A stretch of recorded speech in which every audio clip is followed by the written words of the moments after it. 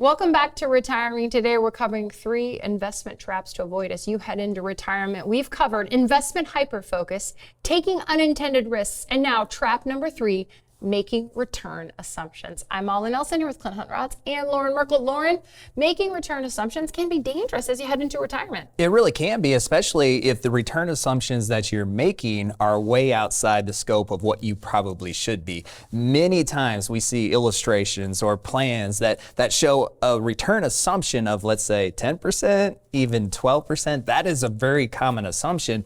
And the reality of the situation is it would be really nice if your portfolio averages 10 to 12% over the next 20 to 30 years. However, most retirement portfolios do not, because they're not 100% invested in equities. That would be a more 100% equity portfolio type of return.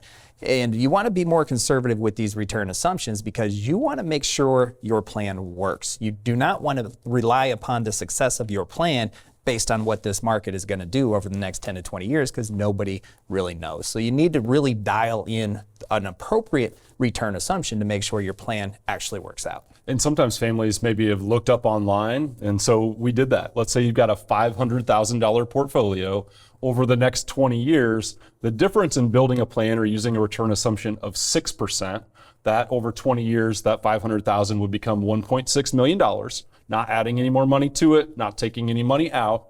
Over a 20-year period of time, if we just change that return assumption to 12%, now that is $4.8 million. What a big difference that 6% versus 12% can be. And so when you start to think about maybe an illustration or a plan or an online calculator, those can be a very incomplete tool, number one, but also let's be careful we're not using too high of a number because that can really lead to a different outcome in a major way that could impact the overall success of your plan. Well, it can influence your decisions. If you're projecting out 20 years and you have $4.8 million based on a 12% assumptions, you might be comfortable going out and buying a second home, maybe a nice boat to go with that second home that happens to be on a lake. But in reality, then we go through a downturn in the markets, and the downturns are going to happen. Over the last, since World War II, on average, recessions have happened every 5 to 6 years. So hopefully over the course of your retirement, you are going to see 3, 4, 5 different recessions. They will happen. The question is what happens to your portfolio, and do you need money during that time frame? And is 4.8 million really realistic? You would much rather assume a 6% return, plan on a lot less 20 years later, so you're making more appropriate decisions along the way, which the probability of blowing up your plan is a lot less. And we also said that there weren't any distributions being taken from those dollars. Yep. That has a huge impact over time as well. Families sometimes don't realize what a big impact that is, and that's where we help families in building a customized retirement plan that's built for your lifestyle. You know, do you want to have that lake house? Do you want to take some additional trips? Let's account for those expenses and make sure that we're going to take distributions as needed in the most efficient way to help you accomplish your retirement goals. Yeah, but guys, on paper, 4.8 million looks a lot better. So if I go to someone and they say you're going to have 4.8 million, I really like that. 1.6 is good too. But so where do you land when you're helping people build plans? What return assumptions do you guys use? We tend to be more conservative, but this is why. It's because of this is why we don't start with the investments as a part of the plan. We don't start with the return assumption. We start with what's your dream?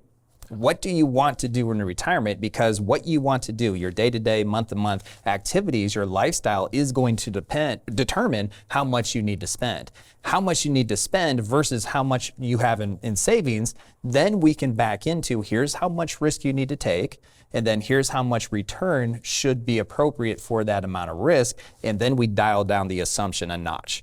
Is what we do. So if based on the amount of risk that you feel comfortable and need to take, let's say it's 8%, then we might use a return assumption of 5, maybe 6%, somewhere around there. And some people like to be really conservative, so maybe we'll use 4 or even less. But it's all based on what do you want to accomplish in retirement, because that's going to determine how much you need to spend, which is going to determine what type of portfolio you need to construct.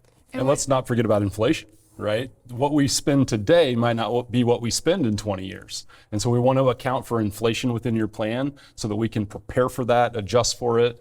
So you just think about, well, these assets have grown from 500,000 to 4.8 million. Let's not forget about inflation and how that changes the value of money over time. Let's also not forget about taxation, which can have a huge impact to the overall success of your plan. You want to be tax efficient. You want to be proactive with your retirement tax plan. Yeah, and if you're conservative and the return is more, great. That's just just bonus money that you could leave to kids or grandkids.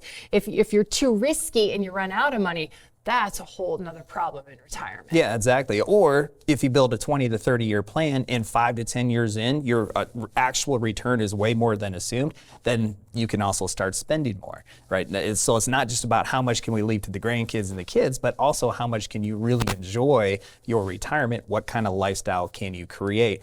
But starting with an assumption that's lower than what your target return is generally going to lend to a better outcome.